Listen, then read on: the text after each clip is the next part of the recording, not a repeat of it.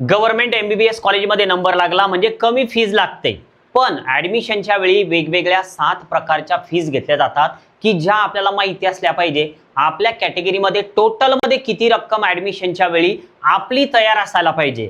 Round मधून number लागतोय, आपल्याला असं वाटतं गव्हर्नमेंट कॉलेज आहे, आपल्याला कमी पैसे लागतील, पण जेव्हा डीडी काढायचा वेळ येतो तर तेव्हा समजते की नेमकी किती अमाऊंट आपल्या अकाउंटला असायला पाहिजे. सविस्तर बघूया एकूण 7 फीजचे प्रकार की जे गव्हर्नमेंट एमबीबीएस कॉलेजमध्ये आपल्याला द्यावे लागतात.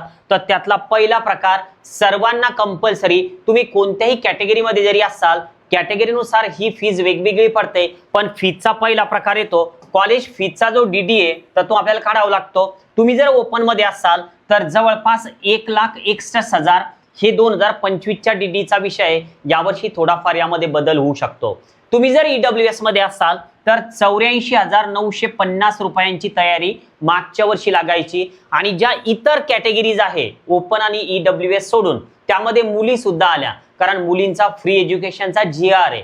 मग या बाकीच्या ज्या कॅटेगरीज आहे यामध्ये एससी, एसटी, ओबीसी ज्यांचं इन्कम 8 लाखाच्या आतमध्ये, एससी एसटी साठी इन्कमची लिमिट नसते, पण बाकीच्या कॅटेगरीसाठी व्हीजेएनटी साठी इन्कमची लिमिट आहे, तर त्यांना 8,900 रुपयांचा डीडी काढावा लागतो कॉलेज फीजच्या नावानं. तर हा झाला फीजचा पहिला प्रकार. अजून आपल्या 6 फीज पुढे आपल्याला पाहून नंतर त्याची टोटल करायची. पण तुम्ही जर जिजाऊ अकॅडमीला नवीन असाल तर नक्की एकदा सबस्क्राईब करा. आणखी काही प्रश्न असतील तर नक्की कमेंट बॉक्समध्ये टाका.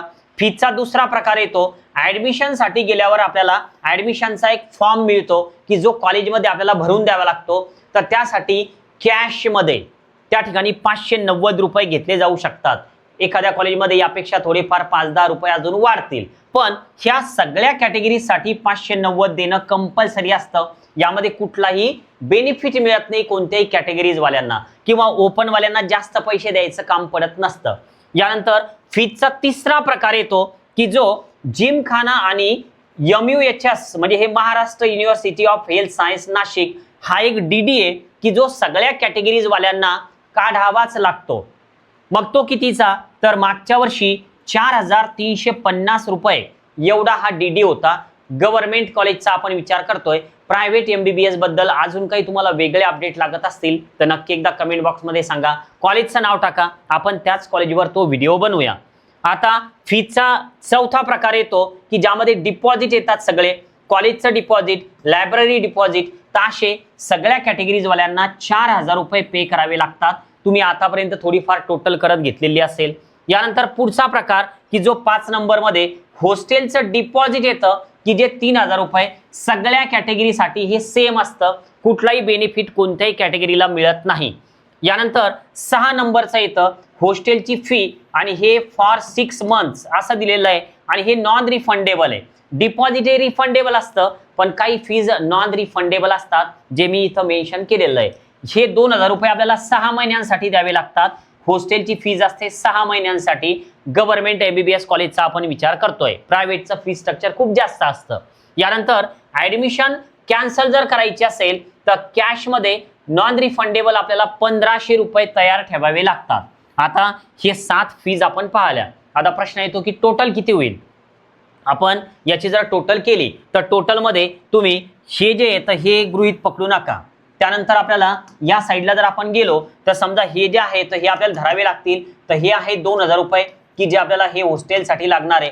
त्यानंतर म्हणजे ऍडमिशनच्या वेळी तयार किती असायला पाहिजे. हे जे डिपॉझिट आहे तर हे 3,000 आहे, अगोदरचे 2,000 हे 3,000. त्यानंतर पुढचा विषय की जो कॉलेजच्या लायब्ररी डिपॉझिटचा आहे तो 4,000.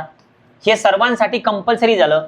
यानंतर अगोदरचा जो आहे तर जिमखाना हे सुद्धा सर्वांसाठी कंपल्सरी आहे 4,350. तुम्ही टोटल करा आणि तुमच्या कॅटेगरीसाठी किती फीज होते तर हे तुम्ही प्रेडिक्ट करू शकता.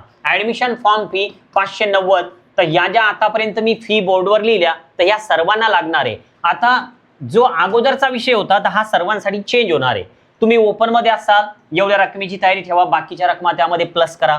तुम्ही ईडब्ल्यूएस मध्ये असाल एवढी रक्कम तयार ठेवा, बाकीच्या रकमा त्यामध्ये ऍड करा. आणि तुम्ही इतर कॅटेगरीज मध्ये असाल एससी एसटी तर ही रक्कम आहे. ओबीसी व्हीजेएनटी मध्ये 8 लाखापेक्षा कमी इन्कम तर ही रक्कम आहे आणि बाकीच्या रकमा त्यामध्ये प्लस करा.